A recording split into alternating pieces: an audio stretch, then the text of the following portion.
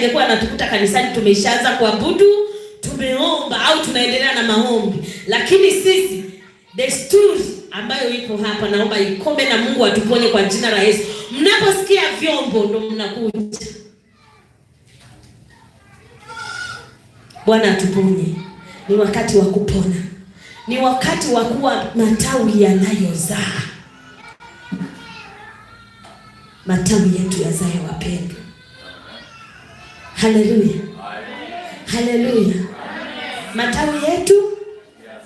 Matawi yetu yafanyeje wapendwa? Mimi furaha yangu nione nawe kesho unashuhudia kwamba hiki na hiki kimeenda hivi na hivi. Yesu Kristo apewe utukufu.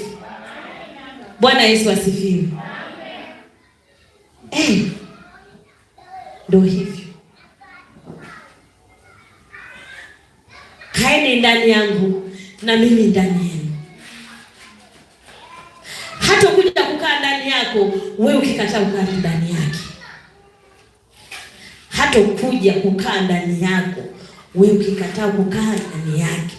Kaeni ndani yake na yeye akae ndani yako, utaona matunda tu.